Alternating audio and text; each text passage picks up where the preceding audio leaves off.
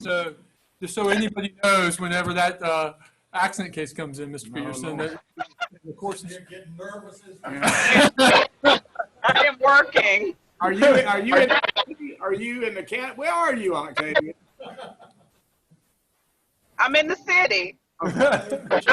Your health care too. You're the one that's going to have to deal with that. All right, I guess everybody ready to roll? Octavia, how you going to stand up for the pledge? Don't. I hope you don't. Please don't.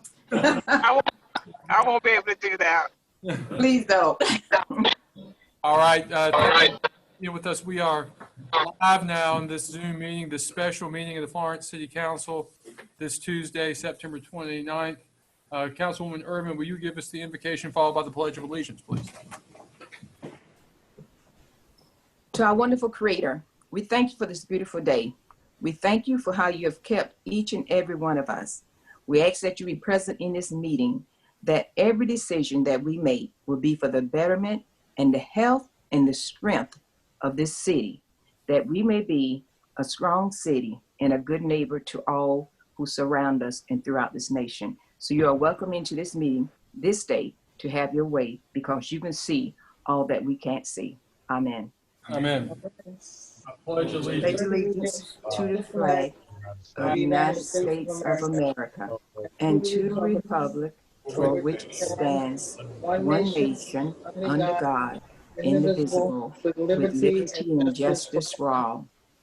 Thank you, Councilwoman Irvin. We have two matters on the agenda today. The first is Bill number 2020-34 for a second reading. That being the ordinance authorizing the city to lease the real estate shown in Exhibit A here too in order to facilitate the use of the proposed baseball stadium. You all recall that this is the lease with the Red Wolves organization that is for that portion of the new baseball complex that holds the new stadium there. Is there a motion? So moved. Motion by the pro tem. I heard a second. I'm not sure whom that came from. Teresa. Councilwoman Irvin seconded the motion. Any discussion? Hearing none, all in favor, please indicate by saying aye. Aye. Aye. Opposed, like sign. Measure passes unanimously. And members, thank you for that. This is a exciting time for us and for everybody in the community. And I know the Red Wolves are excited to be a part of what we're doing over there at the new baseball facility.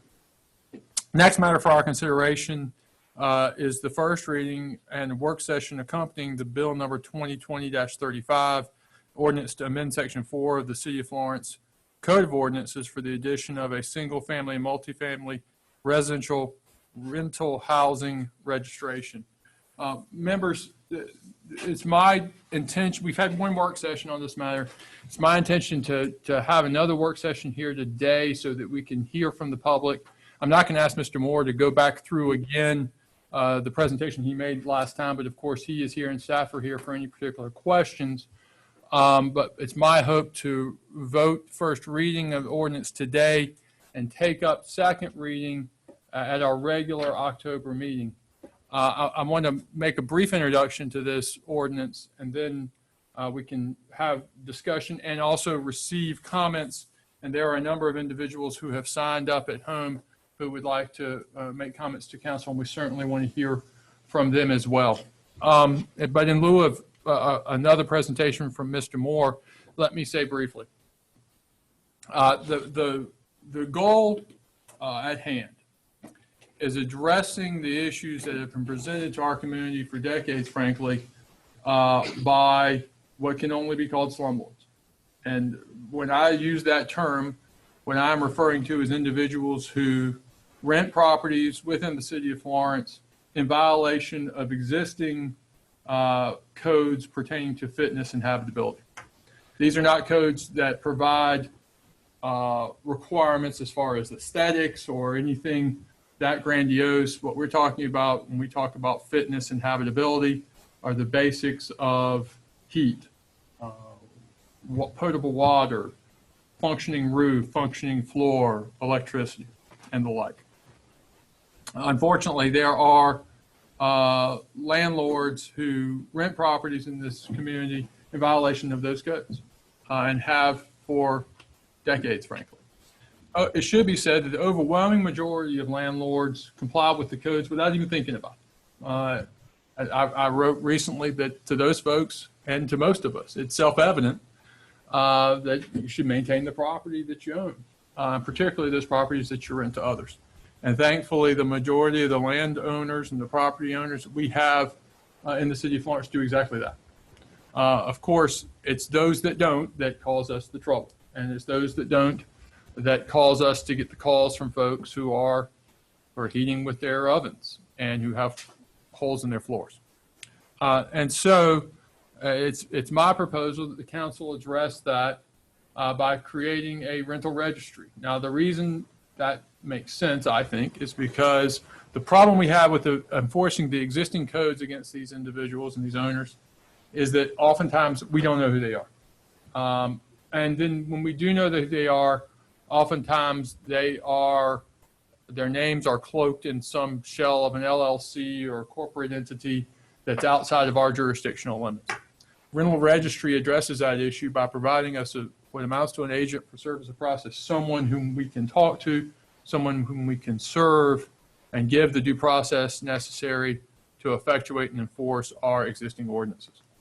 The ordinance also contains a second part, which is to say it has a removal of the exemption for business licenses for property managers. As the law currently stands, any business within the city pays a business license. However, our current ordinance exempts those folks who are exclusively in the business of property management. Now, it doesn't exclude all folks who are in the business of property management. Many real estate companies, we talked about Caldwell Banker here last time, so we'll pick on Joey McMillan, but Caldwell pays a business license and they manage properties. However, some of their competitors, frankly, who are property managers also in the business of managing property, don't pay a business license. Business license, by my measure, is not an extraordinary cost. It's approximately $2.55 for a $1,000 gross income.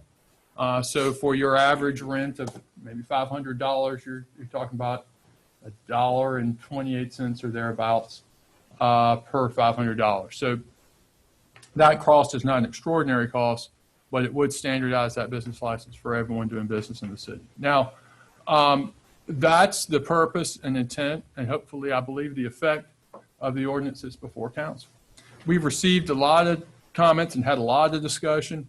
And one example that stands out is the comments from Mr. Gary Finkley, who's well known to this council and is a lawyer here in town, well familiar with property management. Mr. Finkley has proposed an amendment to the ordinance that we have not yet passed on first reading.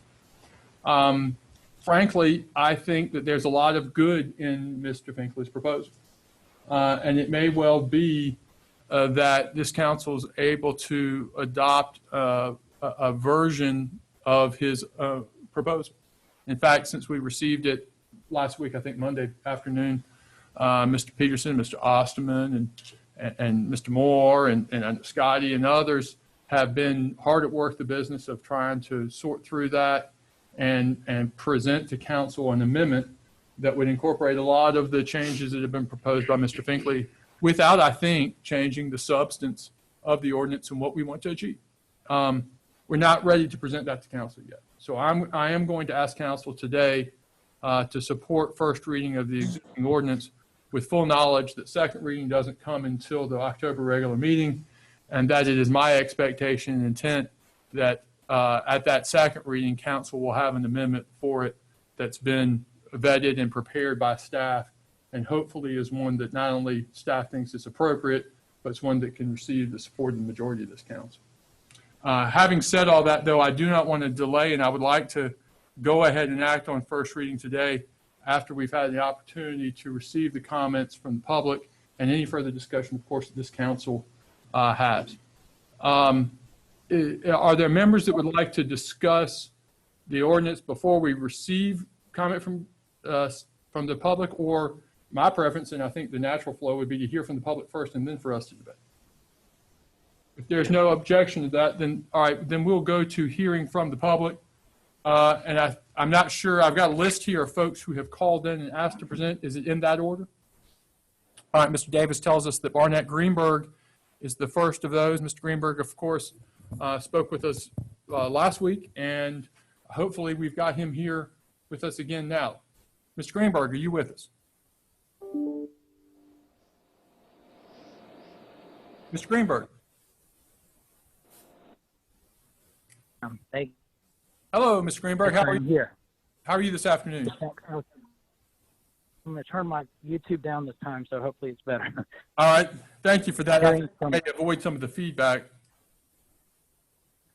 Thank you, Mayor. This time I will just read my comments here. I'm Barnett Greenberg, a local realtor and broker in charge.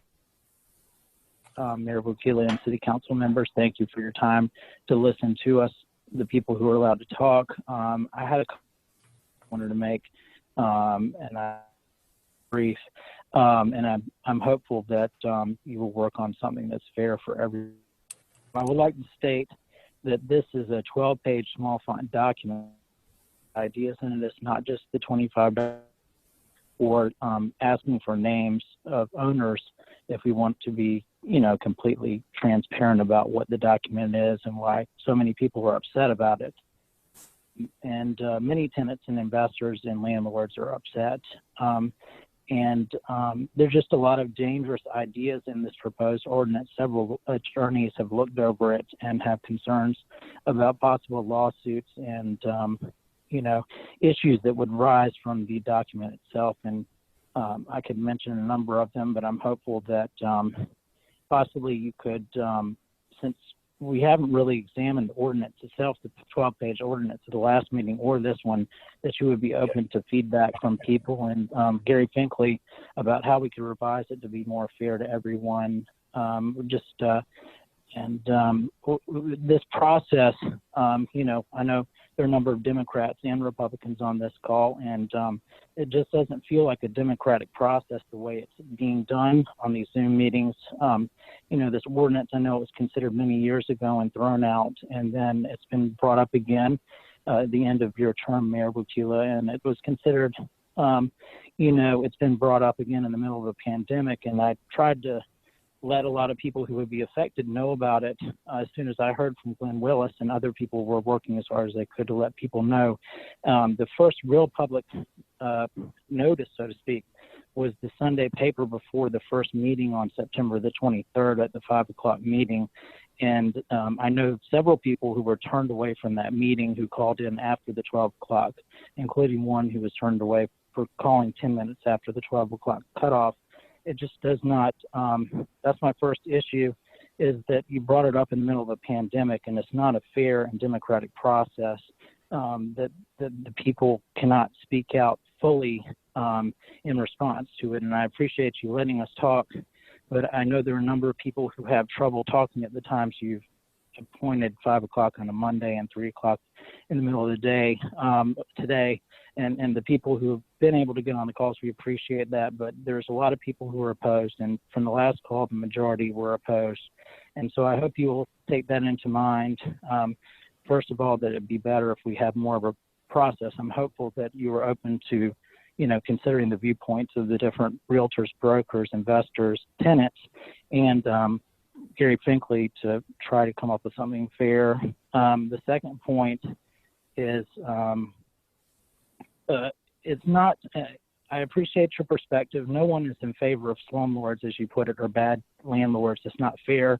I think that everyone is in agreement. I certainly am that bad actors, as you put them, they should be held accountable for their actions that are bad, and nobody's in favor of people being taken advantage of. However, this is not good policy, and it's not fair and just to punish all the people in this profession, in this field of real estate, for the acts of some bad actors.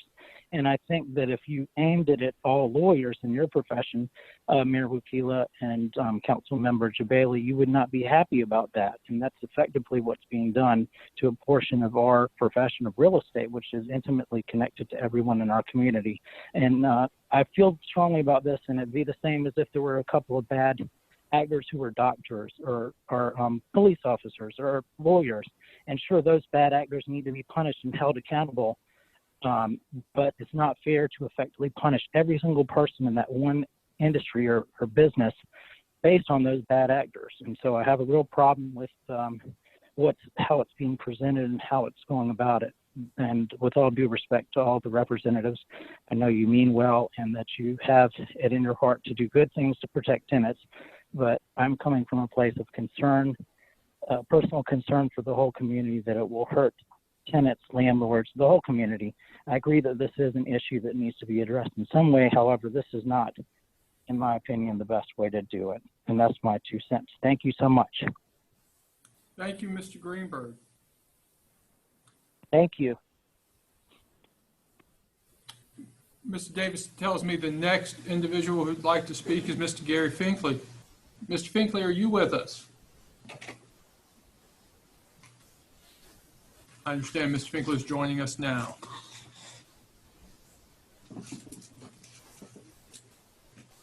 Mr. Finkley, are you with us? Me, Mr. Mayor. Good afternoon. Can you hear me, Mr. Mayor? I can hear you. Can you hear me? You can. You're live with us. Good afternoon to you, Mr. Finkley. There is a delay. So can you hear me, Mr. Mayor? Yes, sir. Thank you for the opportunity to speak again. I appreciate council as well as staff considering what I'm going to call a compromise ordinance.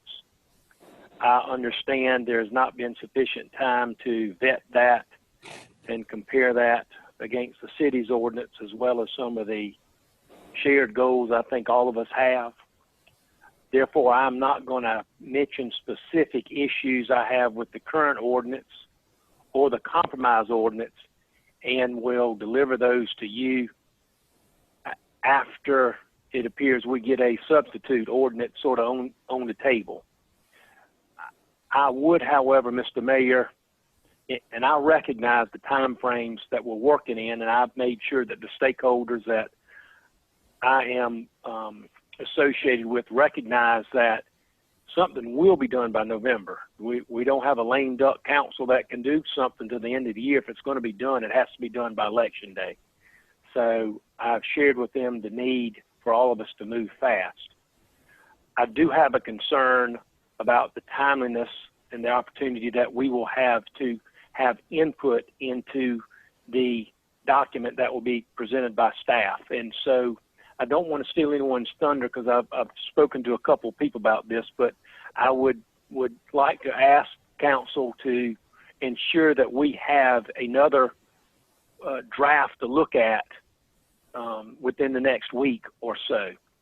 And I recognize that will give us 1 week to vet that document before the regularly scheduled council meeting, which may not be enough time to properly vet it and to take things into consideration. So I would like to plant the seed, Mr. Mayor, for council to kindly consider a special meeting before November if we need that additional time.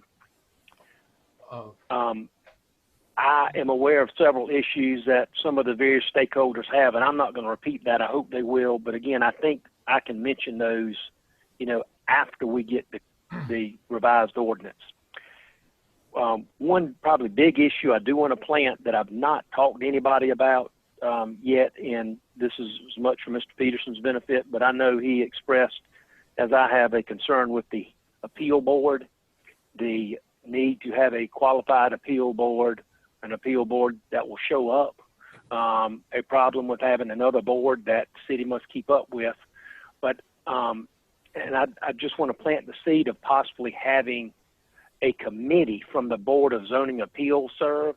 Possibly the chairman could appoint committees each month or each time a hearing needs to be held. That may be easier for staff to keep up with. You don't have to train another group of members. But that, of course, is just another one of those issues. But that's a completely new topic, so I wanted to drop that here. Thank you for your consideration of this. Thank you, Mr. Finkley. Councilman Jabali. Yes, is Jim there? Mr. Peterson. Jim, Yes, sir. I just wanted to get clarification on this point that I understood you and I had a conversation about, and I know Gary and I have had this conversation as well, and that deals with whether it's this version of the ordinance or Gary's version, that the implementation date of when this would actually start, when this new ordinance would actually kick in and begin. My understanding that it would not start until July of 2021. Is that right? That is correct. July the 1st, 2021.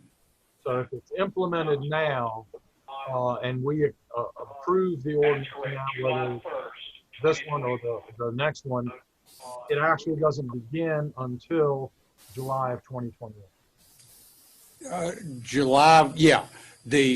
For example, if the ordinance was passed next month, the ordinance would, all of the provisions of the ordinance actually become effective July 1st, 2021. So everybody would have several months to kind of have notice of what's going to be coming down, all of the details, have time to disseminate and make sure that everybody is on board and has all of the processes and procedures clearly understood, and the staff will have had a chance to communicate with the community leading up to the actual kickoff implementation. Yes, sir. That's correct. Thank you. Thank you, Mr. Jabali. Other questions of Mr. Finkley, who I believe is still on the line? Very well. Mr. Finkley, thank you. Are you still there? I am. Okay, thank you for your comments. To your point about having a draft amendment available as soon as possible for consideration before the October meeting, I think that's possible. Staff is nodding up and down, and Mr. Osterman is taking the rostrum here, but we expect that we'll have a draft amendment available to folks well before second reading. Randy. We have, yes, sir, Mr. Mayor. We have committed to have a draft ordinance ready no later than next Monday, October the 5th. Okay. Thank you, Mr. Osterman. Gary, are you still there? I am.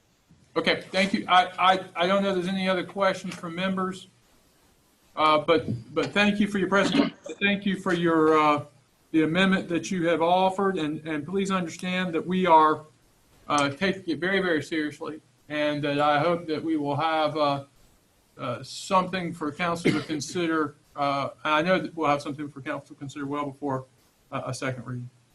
Thank you, Gary. Thank you. Thank you. Next individual who's asked to speak is Mr. Greg Hendrick, and I think I see Greg there. Greg, can you hear me? Mr. Hendrick, you are muted, so we can see you, but we cannot hear you.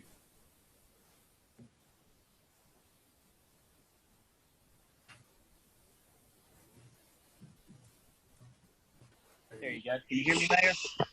Yes, sir. We can hear you now, Greg. Thank you so much. Appreciate it. I apologize for not being able to join you last time I was on, but had some technological issues with getting to where I could speak to you. I don't know how that occurred, but I appreciate the opportunity to speak with you today. Well, we see you now. Your technical ability must exceed Gary's. Well, that's not saying a lot. I appreciate you. We, as you said, I work here with Finkley Hendrick Lake, primarily do real estate transactions, represent a lot of investors. Also invest in rental property personally, and also serve, most importantly on this call, as board counsel for the PD Realtor Association. I want to thank you again for including us, the association, in this process throughout. Had just a tremendous number of calls and people concerned about this matter from both sides, the landlord and the tenant. And as we've said throughout, we would prefer to see nothing passed, and that we're in a position now, as Councilman Jabali said, where we're working on Gary Finkley's proposal that he submitted and that I've been through with link, and look forward to the coming weeks working with you on that. The primary concern, I think, for property owners relate mostly to the business license fees and also the inspections. We understand, of course, that council's intentions are good, and the realtors certainly want to deal with slumlords and folks that don't maintain their property in Florence just as much as you do. We live here. I was born and raised here, and love Florence as much as anybody, and don't want to see anybody going without those services and things that you mentioned. But what we don't want to see happen is sort of everybody get thrown into the same net, and you know, the one person in the class acts up and everybody gets spanked kind of thing. So the business license fees are a big concern, and the inspections, the way we've read the current ordinance, we view the inspections as being quite likely used to improperly harass landlords and create additional red tape. We'll work with you on the amendments going forward, but certainly would like to see the landlords given some kind of written notice or something with the tenants so that they don't create just a government bureaucracy that they deal with in addition to the things that are already there on the books. Also, the business license fees, Mayor, I've heard you say that those fees are minimal, but we just want some assurance that they pay that way, because although, as you mentioned, a lot of folks already pay license fees and things of that nature, but we all, as landlords, we pay tremendous amount in property tax. It takes about 3 months of rent to do that. So can you still hear me, Mayor? It sounded like my sound went out. We can hear you, Mr. Hendricks, very clearly. Okay. Very good. Thank you so much. It sounded like it went away. But we already pay so much in fees as landlords. There seems to be a perception that if somebody owns property that they're wealthy and can afford whatever taxes might come along with it. But quite frankly, if someone's borrowed money from the bank to finance those properties, there's just, in many cases, not much there. I mean, quite $1,000, $2,000 a year on some properties. If you have a maintenance issue come up, a lot of that gets eaten up. So those are the kind of things that we want to deal with. Landlords right now are, you know, like everyone else in the pandemic, we're facing unprecedented difficulties. And back in April, the CARES Act created a moratorium on evictions.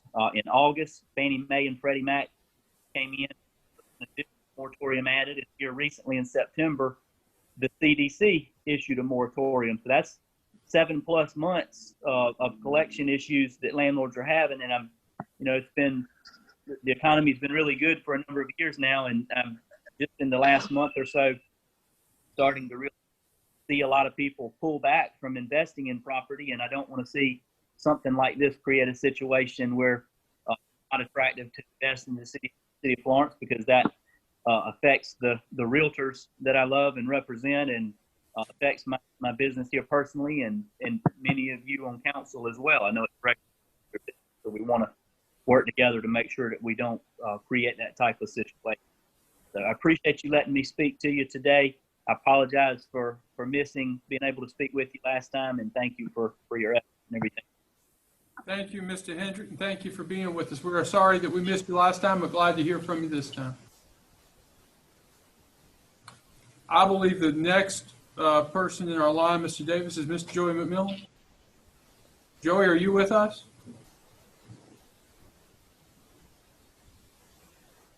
Mr. McMillan. There he is. I watch it on my other computer and talk on another one, so I don't know why it takes me two computers. It takes most people just one. I don't think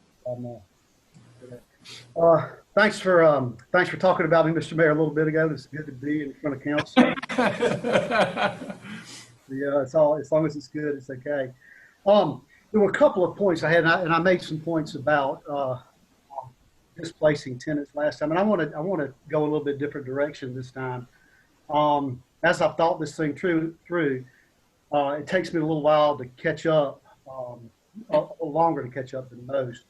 And the one other thing I did want to say is, anytime I address council, I'd like to have on a coat and tie, but COVID has got me dressing casually, and I totally forgot to put it on today. So y'all have to, maybe I can just cut off the bottom of my neck that day. Don't get that. I did want to make a couple of points that I think are important, and something that Councilman Jabali mentioned at our last meeting, and that was, could we take the fees that are raised from this and put it in a fund or let it go to a nonprofit that would benefit families that may be displaced from this, or just families that are displaced. I would like to see that money earmarked to do something good with, and I thought that was a great suggestion that the Councilman Jabali, I believe you came up with that last time, Councilman Jabali, but just think about where the money's going. My second one is, I know that most of these properties are in this heat map portion, and I thought it would be a great idea to offer homeowners, investors that are having trouble keeping their property up, to offer them a tax incentive, give them a property tax break for some of the repairs that really needed to be done to their places, and maybe they're having trouble being able to get those repairs done. Certainly tax incentives have worked to redevelop downtown, and what a great job the city and developers have done that here. I think this would be a great way to get some properties fixed up, and it would be an incentive for people to purchase that had the idea to make them better instead of keeping them like they are. My third point is, I really think that realtors and and I'm not speaking for the realtor organization I'm a member of, should get together with council. We should have a community outreach to let tenants know what their rights are. And I just believe this would help tremendously. The tenants sometimes a lot of times just don't understand what they can do to make things better for them. We need to get together with the city and have some outreach and let people know that we're here to help and this is how we can do it. I've got 4 things, so 2 more. The 4th one is not for me, it's from another broker in town, but what I understand, the city does not have a form where you can report a code violation. I understand the county has one, and that's just my understanding of it. I may be wrong, but I believe if there are severe code violations in some of these properties, there should be a mechanism for a tenant or anybody or a neighbor to complain about it, and there should be a form to do so. That's from somebody else. And here's my 5th point that I wanted to talk to y'all about. Last Thursday night, one of my agents, Richard Treppier, and a mortgage person in my office with Movement Mortgage, Kelly Schaefer, had a homebuyer seminar at the New Grace Temple Church on Jefferson Street. It was on Thursday night.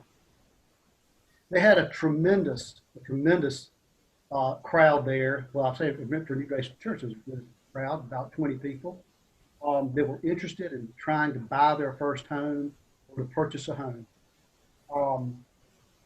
They had people, it started at 7, at 9 o'clock, they were in the parking lot still taking questions. It was an unbelievable, for just somebody giving out a few flyers of the church. The point is there's some pent-up demand to buy homes. And I'm not just saying that as a real estate agent. You know, you're thinking I'm wrong. There's no better way to clean up an area than to have homeowners there.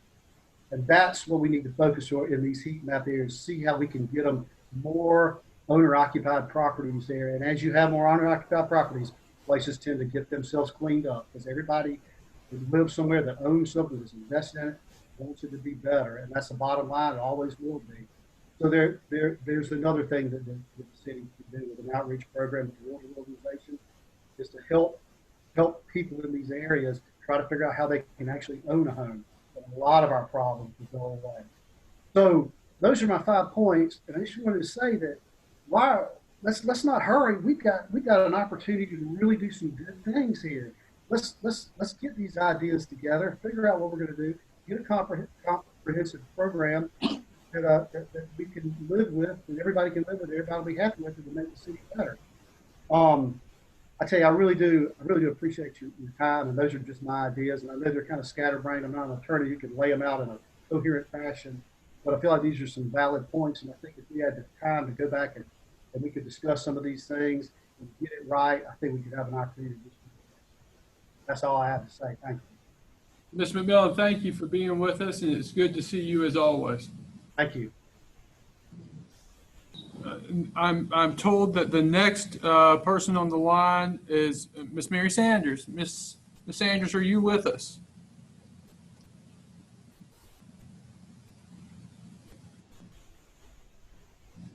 We're waiting for Miss Sanders to come in the come in the meeting.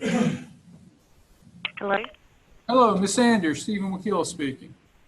Yes, hey, I had the phone sitting on the desk. That's all right. Good afternoon. How are you? I'm good. And Good. who was this? Who'd you say you were? My name is Stephen Wakila. You're on Oh, okay. City Council. Good afternoon. It's good to talk to you, Mary. Good to see you, talk to you. We can all hear you, as can the folks at home. So Oh, okay. You started that. All right. Yes. I just wanted to say good afternoon to you and the City Council. And I'm Mary Sanders, and I own Grantham Properties and Development, which is located at 1310 West Devon Street. And I've been managing property for 38 years in Florence. I have approximately 140 units, and a large portion of them are in North Florence. I have an operations manager who is over 5 employees in maintenance that are constantly maintaining and improving the properties. My office manager runs the office and rents to qualified applicants. Somehow lost y'all, but anyway. We already have, I'm calling to talk against it actually, because I feel like we already have enough regulations over the rental properties, such as the South Carolina Landlord Tenant Act and the Fair Housing rules and regulations. And I have several houses that are occupied by housing authority residents, and they inspect regularly, and the houses have to be up to their codes. I just don't feel like more government bureaucracy is the answer if we are going after just the bad actors, as I have read. If you know who they are, it should not be impossible to get to them. And this is only going to hurt those who need affordable housing the most, and those are the people I rent to the most. I do wonder, what is the city planning to do with all of this revenue from the licenses and rental registry fee? Have you got what you plan to do? well, Ms. Sanders, I can't speak for the whole council, but it's my expectation, as has been stated here before, that there's a desire on council to focus these funds in an earmarked way for neighborhood redevelopment in one shape, way, or form or another. Of course, those budgets will come before the council, each in their turn, but we have, as you know, a very vibrant neighborhood redevelopment plan already that has been at the business of dealing with some abandoned properties and rebuilding properties, and that seems to be a natural source of business license revenues that come from properties, many of which are in exactly the areas that we're trying to redevelop. But again, that is not subject to this ordinance right now, but it will be subject to upcoming budgets. Okay, so it's not cut in stone that'll help those decaying areas at this point. I'm also a little bit confused about the International Property Maintenance Code and how long ago that was put into the cities. How long have we had that? How long ago did the city adopt the International Property Maintenance Code? I know it's been over a year, I would guess. 2017. 2017, I'm told by the city manager, Ms. Sanders. Okay. One thing that concerns me, you said we'll have a code, and, I just wonder how qualified that person will be to be making decisions on issues in our houses. We've had problems in the past where the code official didn't know what he was doing, and we were correct and they were wrong, and so that's huge. They have to really be certified or qualified. And how many will you have to cover? Do you know how many rentals there are in the city of Florence? There are quite a few, but Ms. Sanders, you should understand that we have a codes enforcement office that's responsible for doing inspection and permitting all new construction. There's quite a bit of that in the city of Florence as well.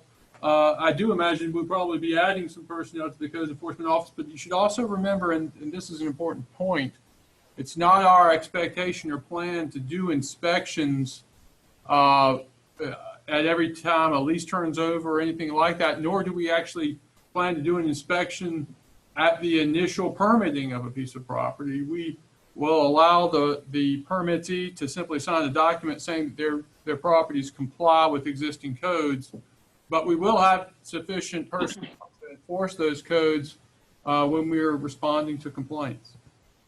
Well, then you must be going to rewrite it, because the one I read did not put it that way. So I guess it's being tweaked, as we say, all the along and along. Well, I do believe that the ordinance that's in front of us does provide that that the person, when making an application, simply signs a certificate that their properties comply with existing code, and that there's not an inspection prior to the initial permitting. That's in the ordinance that's currently before council and has been since we've been considering it. But you are correct, and we spoke with Mr. Finkley earlier. He has proposed an amendment to the ordinance that we are considering carefully and that staff is working on, and it's my hope and expectation that, although I don't think it changes substance, I think we can make some procedural improvements that will improve the ordinance, and I expect that the amendment will be before council before second reading. Okay.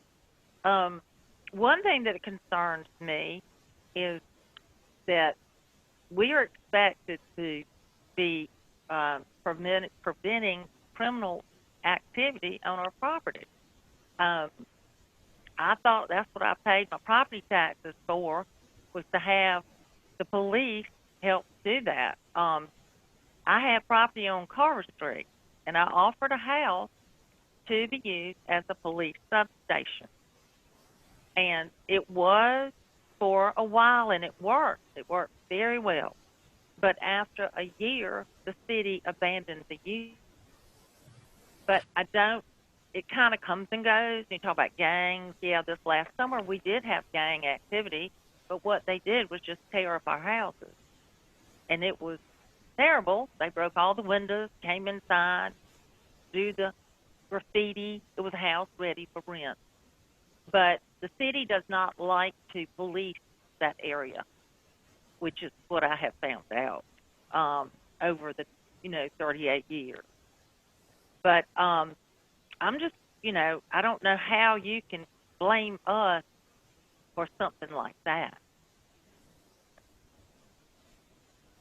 Well, Ms. Grantham, Ms. Sanders, all I can say to you is that the city does police the entirety of the city, and the ordinance that's proposed does not deputize landowners or require them to be involved in law enforcement. But what it does say is that those landlords that allow criminal activity to go on without evicting the individuals that are there who conduct criminal activity in violation of their lease can, if that persists over a long period of time, suffer consequences, including losing their permit. But I would point out, Ms. Sanders, that is the case for anybody who has a business license in the city, whether you rent a piece of property or whether you run a bar or whether you are engaged in any kind of business in the city. Okay. Well, in the 38 I see the same grown-up houses started this in 1982. I'm just wondering how these new rules are going to miraculously rid the poorest neighborhoods of that blight. It is very sad, and I see it, and it's hard for me to rent houses when we've got that right next door. And so, yeah, to do something as fast as they can about it because they're too slow. You're slow. You know, where I am, the houses I have, there has not been any improvement. And I feel sorry for people who are sitting there in a nice house and have to look. I took pictures just the other day. It is deplorable. And they have to look at this awful house, not even boarded up, all grown up. I mean, there's one right down West 7th Street. It's so grown up now, you don't even know there's a house there. So, you know, I don't understand why why hasn't this been being done in the 38 years that I've been doing this? It hasn't. I mean, I see the same houses ago that were there, boarded up, some not. So why is this going to help that, really? Is that where the money is going? Well, and Ms. Sanders, I don't want to engage in a debate, but I will say that it's certainly my desire that we take action. The action intended is to enforce existing ordinances on habitability. I would agree with you very much that there are numerous properties in this community that are in blatant violation of those existing ordinances. And it's my hope, and I believe it's council's hope, that we are able to find new mechanisms for enforcing those existing laws. Well, I do feel like, we pay 6% since it's rental property and property taxes. And I feel as time goes by, the city is doing less and less for people who have rental property. And one example is, we have to do set outs sometimes, and people move out and leave a mess in the house, and we have to put it outside. But the law is, after a set out, you have to leave it there for 48 hours. And before that time has even gotten up, we get calls from the codes enforcement people to tell us we've got to get it up. Well, the law is 48 hours. That's 2 days. And by the time we go back over there, because the city won't pick it up anymore, they used to, we have to, clean it up. This stuff has been strewn all the way down the block, and then we have to get it all back together, put it in. I had to buy a dump trailer, put it in that, and then take it to the dump and pay them. And so that takes a lot of manpower and time away from redoing houses. And so I'm very disappointed that the city just didn't, it's like they don't want rental property, and I'm in areas where, it's depressing and it's hard. I mean, for me to even find people who will work for me and do all these things that aren't very pleasant. But basically, too, I feel like that the renters are already having a lot of trouble paying their rent due to COVID. And if they move or are evicted, that means less revenue and higher costs of doing business. And I would like to keep all my employees employed. And this proposal is not been studied enough, in my opinion, and it hurts the folks who need the help the most. And that's all I have to say.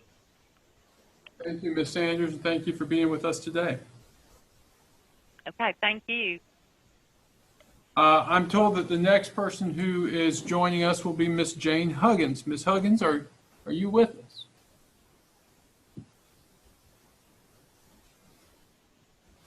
Ms. Huggins? I think she's coming, hopefully, into the meeting now. I am here. I had you on mute. I'm sorry. I'm trying not to. No, that's not. I'm here. Ms. Huggins, if you have been watching on YouTube, would you turn down the volume of your computer so that we don't have? I just turned it down. Right, thank you, ma'am. I had you on mute and the computer on, so I had to reverse it. No problems. Thank you, and thank you for being with us. The council can hear you, as can the folks at home. Okay. Thank you very much for agreeing to let me speak. Of course. My name is Jane Huggins. I am a property owner. I also have some property in the county, and I am very, very concerned about this ordinance. You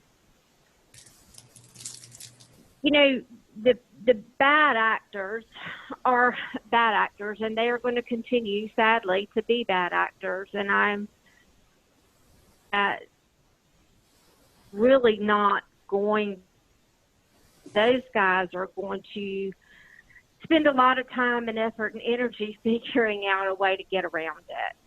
And those of us that follow the rules are going to follow the rules, as we always do, and we're going to pay the price. It's just, you know, the way of the world, I think. And, you know, Mr. Hendricks addressed a lot of the concerns that I already had. But there's so many things in this ordinance that are open to interpretation. It's disturbing to me. At times I felt like I was reading that old skit of Who's on First. It just seemed to circle around and around and around. You know, who determines what's an emergency? What housing application? Who is this planning director? I'm very concerned about is it going to be somebody who even knows anything about our industry that are going to be on some of these boards? Or is it just going to be somebody who really doesn't understand what's going on? It's frustrating to those of us who do this for a living. And again, those of us who try to do the right thing are going to get stuck paying the bill for the ones who are the bad guys, who are going to dodge it again. With Joey, and can we not think this thing through and look at a way to make this work for everyone? I'm just, it is very frustrating in that we push through a lot of thought into how it's going to affect and the unintended consequences. Thank you for letting me speak. Thank you very much, Ms. Huggins. Thank you for being with us. Mr. Davis. Mr. Braddock, I'm told we have Brian Braddock with us. Good afternoon, Brian. Hey, how are you? Well, you are live here. Council can hear you, as can those folks at home. All right, great. Thanks for having me on. It's good to see you, Mayor. Looking good. That running's paying off. Well, I've hurt my ankle, Brian, so I've been off for about a week, so I've got to get back into it. All right, don't let the diet slip. I've been put down since I hurt my ankle, but I don't think that hasn't taken effect yet. Well, I want to say hello to council as well, and all the people that are involved in the call. My name is Brian Braddock. I'm with the House of Hope, as many of you know, executive director there, where we deal with the lack of housing issues on a daily basis. First thing I want to do is thank the investors, because the investors are the one who make the properties available. Many of the people that we serve, when they get to a point where they're trying to transition into a home, because of their credit and different issues, they're just not in a position to purchase a home, and so they're going to have to enter the rental market. I too, like everyone here on the call, am very opposed to slumlords. The sad reality is that slumlords fill a hole in our market because of the lack of affordable housing. And I think the best way to address slumlords is to provide affordable housing that would put them out of business. There's a big gap in what's available for rent. And that's, one of the projects that we did with City Council's help and the city's help is the Tiny Home Project, which we did that because of this particular problem. There's just between, a 300 to 600 is 800 and on up. Just when they're coming out of a bad situation, that's a big jump. Also, and I see people and deal with people every day, slumlord situation. But the alternative, are to come to our shelter or go into. It is a problem in our local. What I want to tell from the perspective is, not too long ago, and I read through the ordinance, and my biggest concern was that this is going to destabilize once this is put in play, even if it begins in July 2021 in terms of the putting the ordinance in place, administering it. It's this affordable, low-cost housing and thing in terms of what's going to happen to these tenants. When if the homes are being improved, then those tenants are going to be displaced. If the homes are not going to be updated, because homes that you're speaking of, because we've had them donated. We've had houses donated to the House of Hope for free, and it took volunteers and thousands of dollars to get them to where they could be used for housing. And it wouldn't have been worth it had we not have been given the home. It simply would not have been worth it to put the work and the money in it. So I think several of these homes, sadly, it's not going to be worth the investors' efforts and money to put in them, and they're going to come off the market. Or these bad players and good players as well on doing business in the city, and they're going to move their investments into the county, which also poses a problem in terms of rental availability. A lot of people who rent in the city because of our services, because they can walk to the grocery, because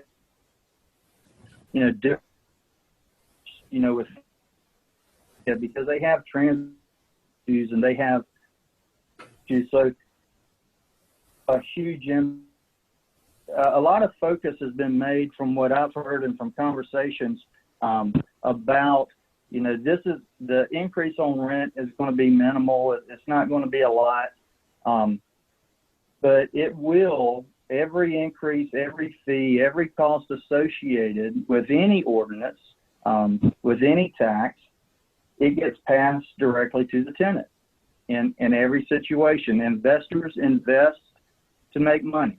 That's simply what they do. So they take their hard-earned money and they buy a property and they take in all the costs, and then they add, what they will profit. And so the 6% tax is paid by the renter. These fees will be paid by the renter. It's just the nature of business, and it really concerns me because we have a homeless issue. Any loss of because of this increase and because of this is going to immediate negative impact for us to see, because the real estate market, the professionals in this industry will go ahead and begin to make these changes immediately, and we will see the impact immediately, and we'll see those impacts at the worst possible time, in terms of someone losing their home, which is going to be, the fall and the winter months. So, these are the things that really concern me. I had a lady, Aaliyah, that I wanted to get on the Zoom calls. I was going to try to get her last week and this week, but she works and she has 3 children. She's 26 years old, and, a 5 o'clock time slot or a 1 o'clock time slot, 3 o'clock, it just was when she was at work. But this young lady has come through the shelter. We've been working with her for 2 years, and she's gotten to the point where she's in a single wide, paying $375, and her electric is $300 a month because of the installation. There's definitely issues with the place that she's staying, But if she didn't have that, she'd be in a shelter. And so it's sadly, it's the best option that she has. And we have raised $5,000 to help her transition into her own place. But if we put her in a rental, that money would be gone in 6 months, you know, and she's not in a position to buy. So we're working with her to get her credit where she can buy, but there's simply nowhere for her to go between $400 a month and $800, $1,000, and $1,200 a month. It's 100% jump. So, you know, in terms of what most people have said, the time frame of this ordinance, there's just not enough time to respond to the impacts of it. That's my concern.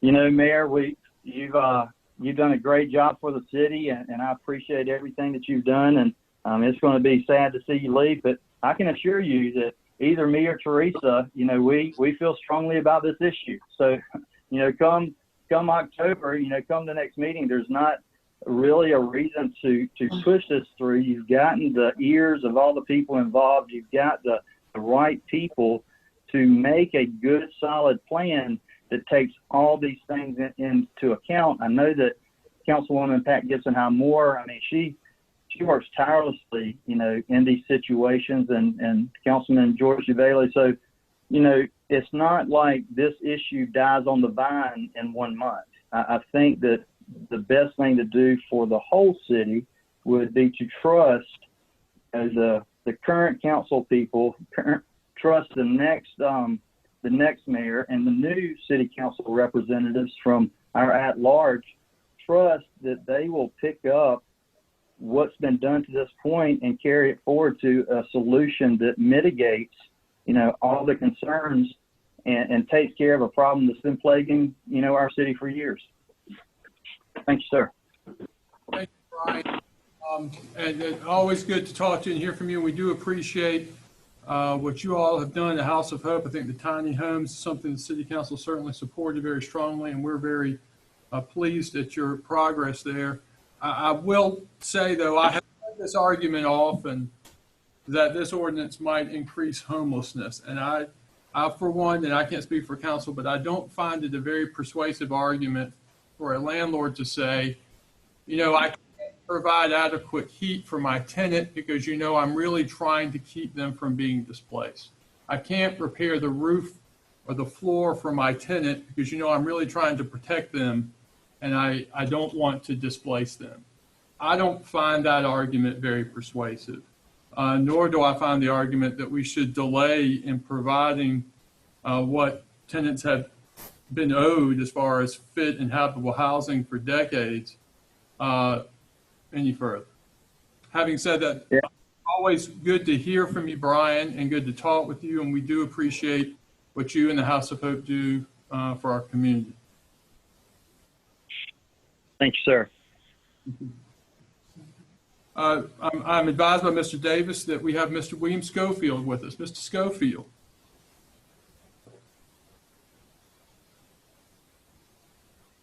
We can see you, Mr. Schofield, but we cannot hear you. Are you there? You may have to unmute yourself and turn your audio on, Mr. Schofield. Can you hear me now? We can hear you now. You are on with the City Council, and we can hear you, as can the community. Good afternoon. Thank you for having me and allowing me the opportunity to speak.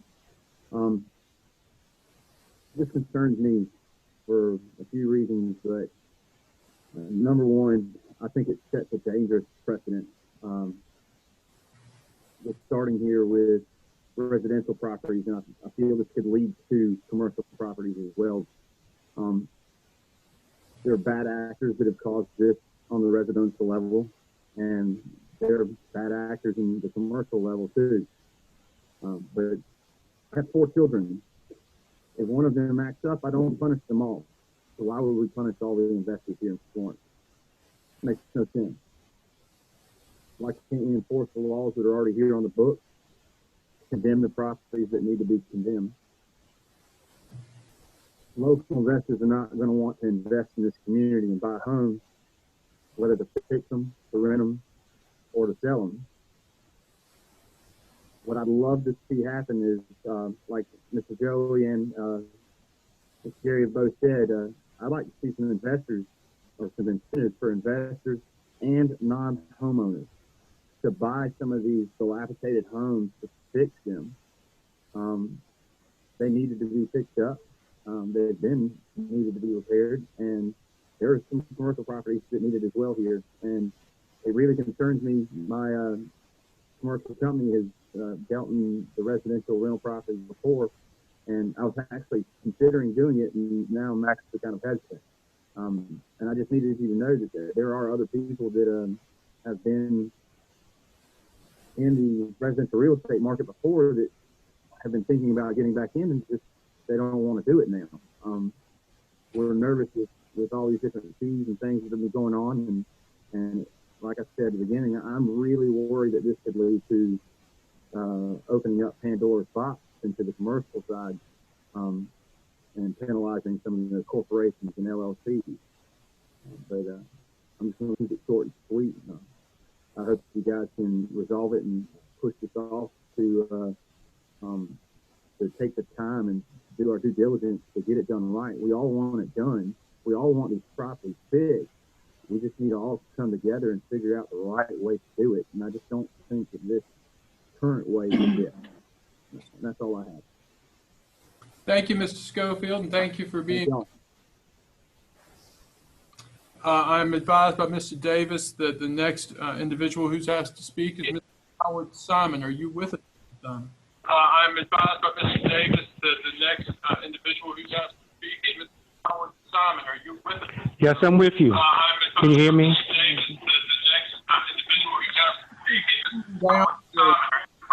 I'm with you. Can you hear me? We can. I'm with you. If you'll turn down your television or your computer or your YouTube, we're getting some feedback. Are you there now? Okay, I'm there. I turned it down. Excellent. Thank you, Mr. Simons. How are you, sir? I'm fine. How are you doing? How's the mayor and all of the city council doing today? I think we're doing well. We've got thumbs up. They're showing me on the screen, Mr. Simons. So we're glad to hear from you. The council can hear you, as can the viewers at home. So you have the floor. Okay. Good evening to everyone. I'm endorsing this rental registry. I moved from Baltimore, Maryland 2.5 years ago. They implemented a rental registry like I say 10 years ago, and it really worked. Because basically, we got rid of some of the slum landlords and helped some of the good landlords with their properties. I endorse this plan because I can't see how implementing this plan will hurt or increase rental expenses for tenants. And I can't see how it's going to hurt the property owners at all. Coming from somebody with an accounting background and finance background and tax background, I don't see it. But I think if we sit down together as a whole, we can work this out. Only thing I'm hearing right now this evening is everyone from the investment or the landlord industry, as well as the real estate industry. I'm not hearing from anyone as far as the tenants are concerned. Now, I received something in my mailbox. What is that? The Alliance for whatever this thing was with the Alliance Committee, rental registry for the Alliance. And to read that information that they had in that brochure was really upsetting. But I like the idea of the rental registry, and I think the whole thing put together will benefit everyone. Because I've been in some of these homes here, these dilapidated homes here. And it's, I don't know, put it in good words, it's terrible where some of these people are living and how they are living. Floors, holes in floors, lights hanging from the ceiling. And it doesn't take that much or cost that much for any expense that might occur for putting that electrical line in the ceiling or put a board in the floor. But I thank everyone for the opportunity to speak in today, and I think it should be implemented because it would help Florence. Because I've seen it help Baltimore, the city of Baltimore, and the surrounding counties when they implemented this plan. And it didn't cost the investors that much money. So thank you for the opportunity to speak to everyone today. Have a nice day. Bye-bye. Thank you, Mr. Simons, and thank you for being with us. Mr. Davis, who's next? David is joining us. David, are you with us?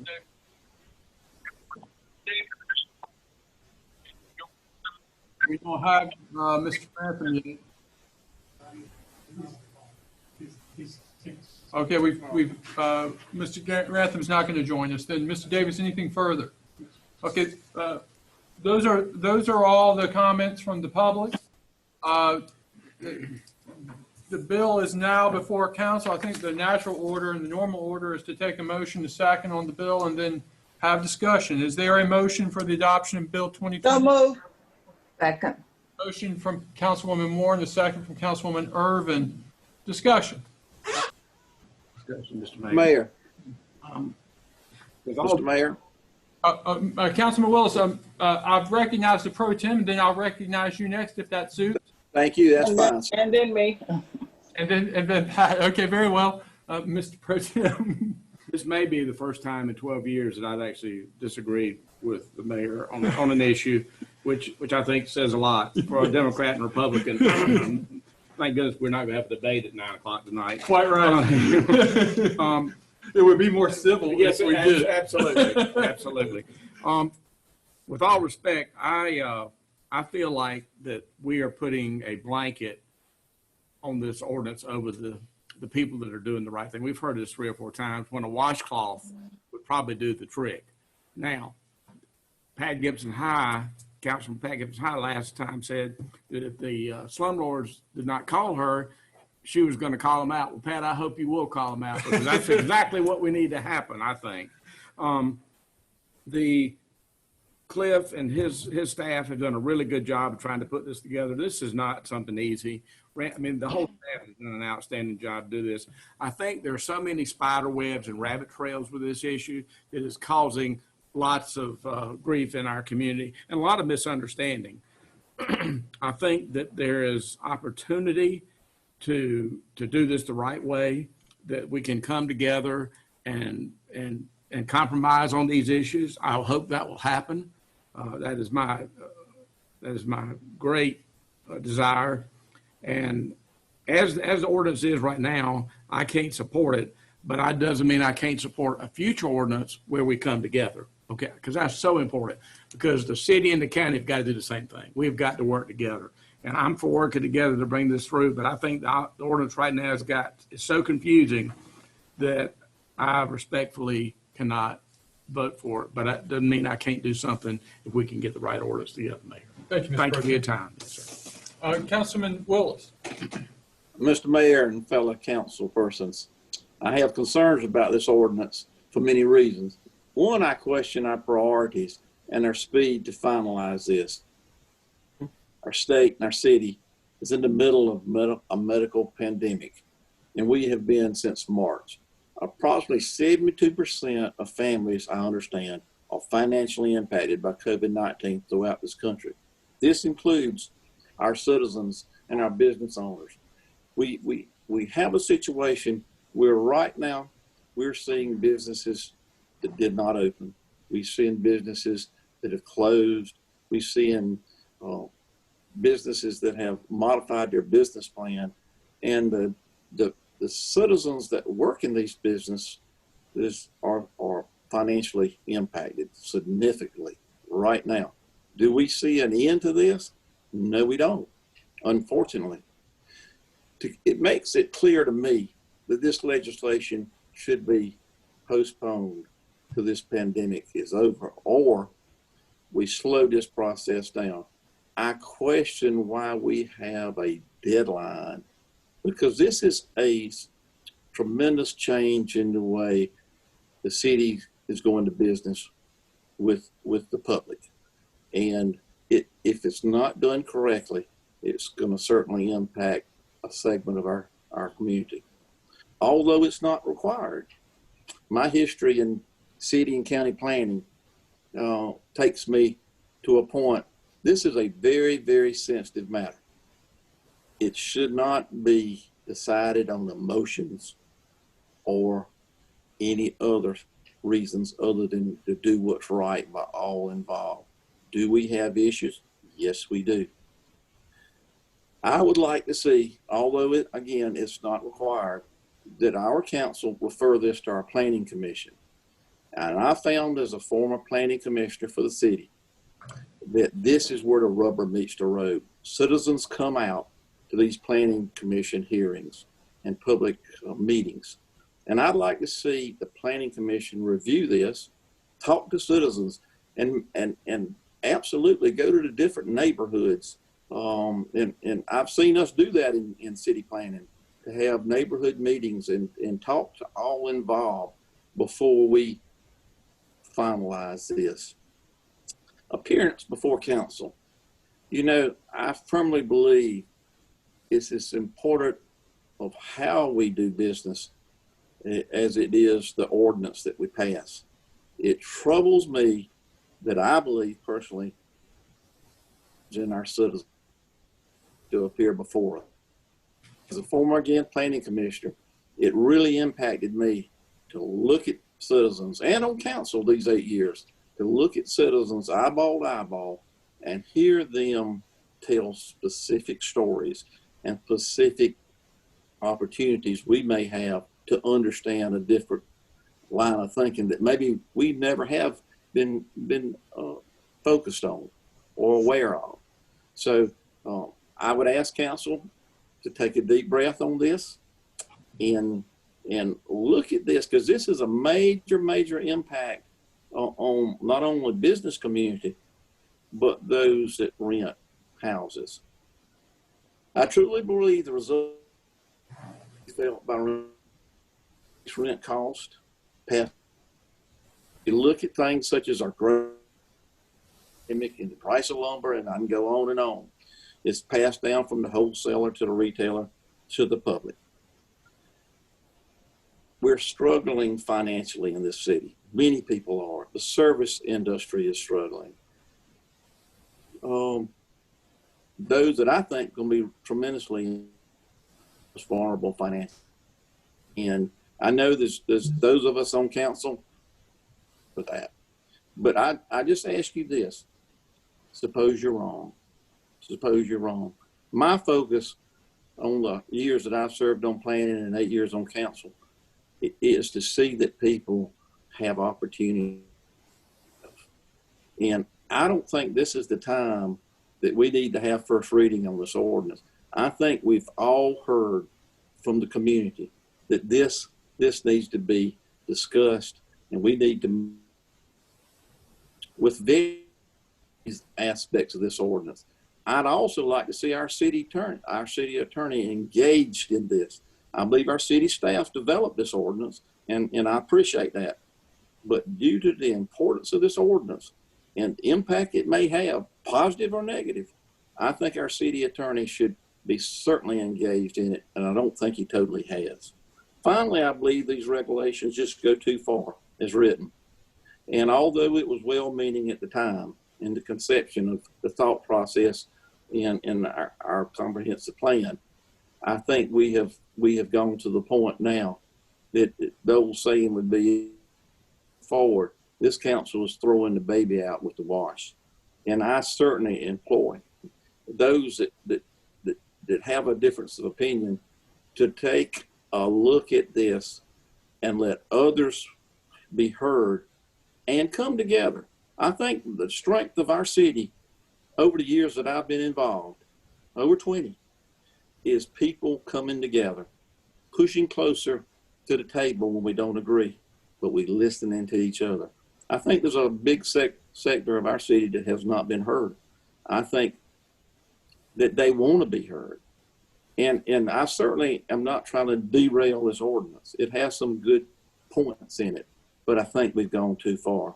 And I humbly ask my fellow council persons to postpone this first reading, and let's dig in and come to a solution that we all can say we pull closer to the table, even though we had differences of opinion, major differences of opinion, to get this done.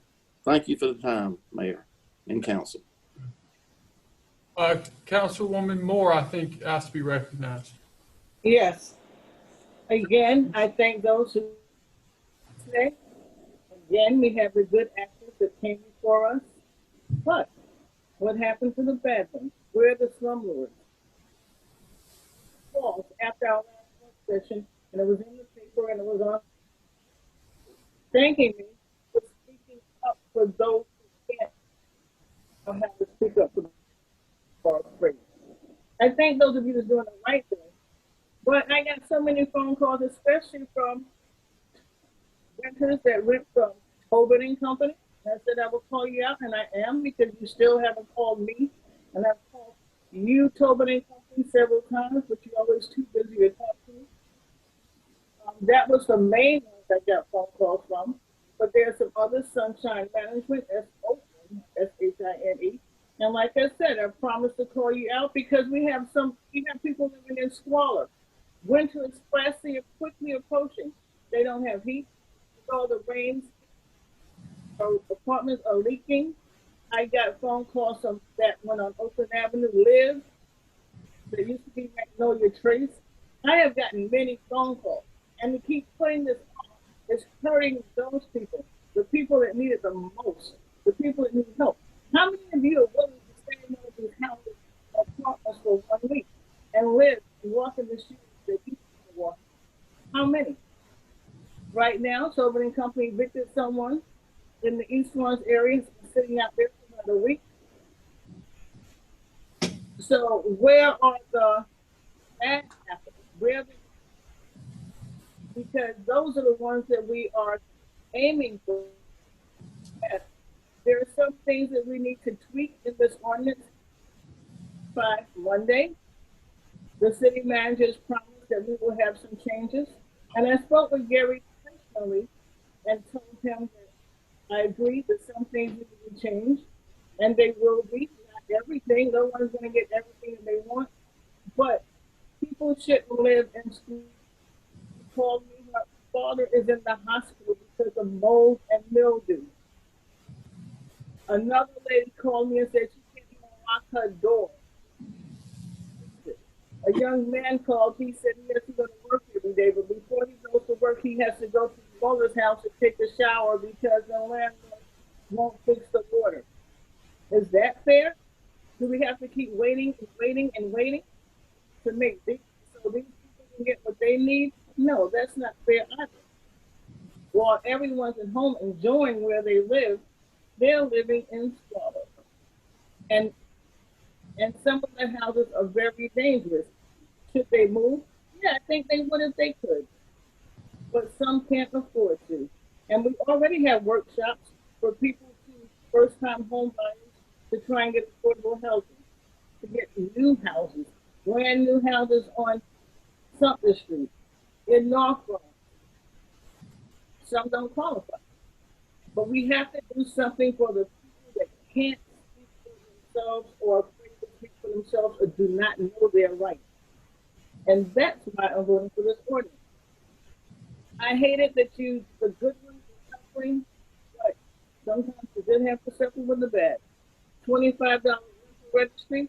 It doesn't matter whether you have 5 properties or 100 properties. If you have 100 properties, you pay 25 cents per property, not $25 for each one, as some people may think. That's the way they make it sound. And these letters are being sent out to renters. They're not signed by anyone. If you send letters out, have the courage to sign your name. Let them know where they're coming from. So yes, I'm for this ordinance, and before this final reading, we will have some changes. Thank you. Thank you, Councilwoman Moore. Further debate, discussion. Councilman Bailey. It's very encouraging, all the participation that we've had thus far, the input from everyone. I find that to be the whole purpose of citizen-driven government, and I am excited about that piece of it. I'm very grateful for the efforts of Gary Finkley and others who have worked so hard to try to find that position that we can all coalesce around. And it is with the understanding, as has been stated by our city manager, our city attorney, and others, that the ordinance that we're voting on today is going to get first reading, that we will very soon have the ordinance in available in front of us that we will be voting on the second reading, and that will be this version we can all coalesce around to address the very real concerns of these dilapidated properties driving down values in our neighborhoods and quality of life issues in our neighborhoods, as well as addressing the concerns of landlords, property management, etc. So with that anticipation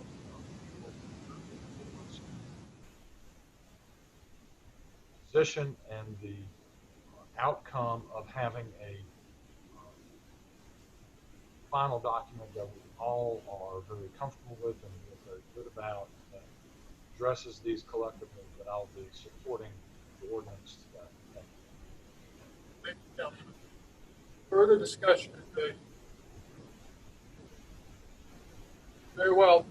There's been a motion by Councilman Moore and a second by Councilwoman Urban, and we've had debate. All in favor of the motion, please indicate by saying aye. Aye. Opposed, like?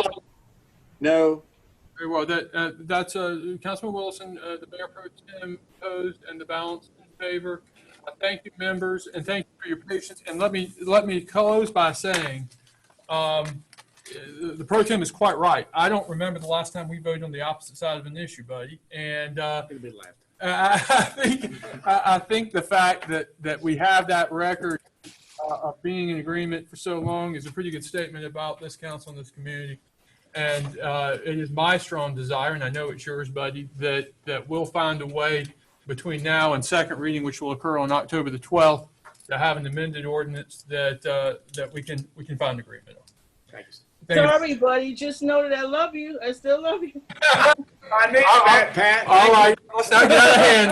Let's not get out of hand. This is being broadcast. All right. Very well. Thank you all for that. Now, if there's nothing further, then is there a motion to? I'm sorry, Councilman Jabali. Yes, sir. Yes, I think it would be appropriate for us to acknowledge that tomorrow is Councilwoman William Blake's birthday, and so I'll wish Octavia a happy birthday too. And I promised her I was going to call it out today. Happy birthday. Thank you. I believe she's already 25. I know. Having been on council together for 12 years, I guess you started when you were 13, I guess, Octavian. So Right. Thank you very much. Thank you, George. Thank you. Very well. Then if there's no objection, we stand adjourned. Man.